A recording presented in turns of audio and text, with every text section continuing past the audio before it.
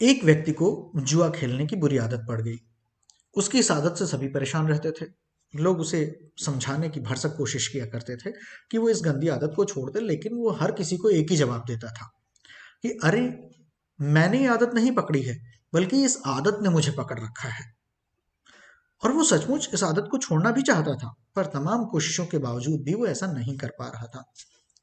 परिवार वालों ने सोचा कि अगर इसकी शादी करा दी जाए तो हो सकता है कि इस आदत को छोड़ दे, इसमें सुधार हो जाए। उसकी शादी करा दी गई। कुछ दिन तक तो सब कुछ ठीक ठाक चला, लेकिन वो फिर से जुआ खेलने लगा। अब उसकी पत्नी भी परेशान रहने लगी। उसकी पत्नी को लगने लगा कि अरे ये क्या, मेरा तो जीवन ही बर्बाद हो गया, मेरे भविष्य का क्या होगा।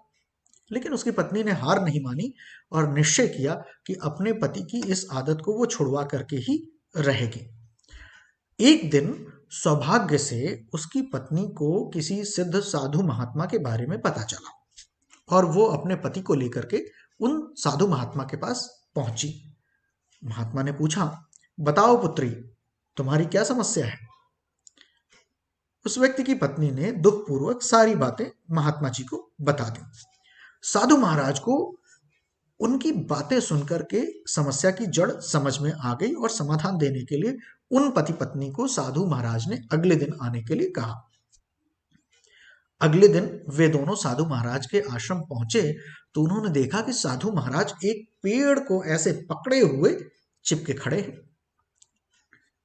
पति ने कौतूहलवश पूछा कि साधु महाराज, आप ये क्या कर रहे हैं और आपने पेड़ को ऐसे क्यों पकड़ रखा है। साधु ने कहा कि अभी आप लोग जाइए और कल आइएगा। अगले दिन वे दोनों पति पत्नी फिर पहुंचे तो देखा साधु महाराज फिर पेड़ को पकड़े खड़े हुए हैं। फिर पति ने जिज्ञासावश पूछ लिया, महाराज आप ये कर क्या रहे हैं, आखिर आपने पेड़ को क्यों पकड़ रखा हुआ है। साधु ने सरलता से जवाब दिया, पेड़ मुझे छोड़ नहीं रहा है, आप लोग कल आना। पति पत्नी को साधु महाराज का कुछ व्यवहार विचित्र सा लगा, पर वे बिना कुछ कहे वापस चले गए।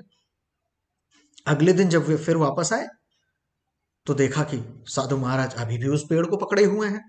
पति ने परेशान होते हुए झल्ला करके कहा, बाबा आप ये कर क्या रहे हैं, आप इस पेड़ को छोड़ क्यों नहीं देते। साधु ने बड़ी सरलता से फिर जवाब दिया, मैं क्या करूं बालक, ये पेड़ ही मुझे नहीं छोड़ रहा है। उस व्यक्ति ने हंसते हुए साधु महाराज से कहा, महाराज आप इस पेड़ को पकड़े हुए हैं, पेड़ ने आपको नहीं पकड़ रखा, आप जब चाहें इसे छोड़ सकते हैं। अब साधु महाराज ने गंभीर होते हुए कहा, इतने दिनों से तो सभी यही तुम्हें समझाने की कोशिश कर रहे हैं, यही ना कि तुम जुआ खेलने की आदत पकड़े हुए हो, ये आदत तुम्हें नहीं पकड़े हुए है। उस व्यक्ति को अपनी गलती का एहसास हो गया। वह समझ गया कि किसी भी आदत के लिए वो खुद जिम्मेदार है और वह अपनी इच्छा शक्ति के बल पर जब चाहे उस आदत को छोड़ सकता है। हम सब के अंदर हो सकता है कि कुछ ना कुछ ऐसी आदतें हों जिन्हें हमें छोड़ देना चाहिए होता है, जिनको छोड़ देना ही हमारे लिए, परिवार के लिए और समाज के लिए हितकर होता है। पर हम कोई ना कोई बहाना बना करके टाल दिया करते हैं कि अरे ये तो मेरी आदत नहीं, मेरा स्वभाव बन चुका है, इस आदत ने मुझे बुरी तरीके से जकड़ रखा है।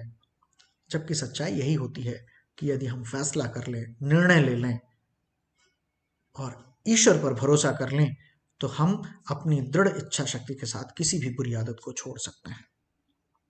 इसी कामना के साथ कि ईश्वर सभी का भला करें।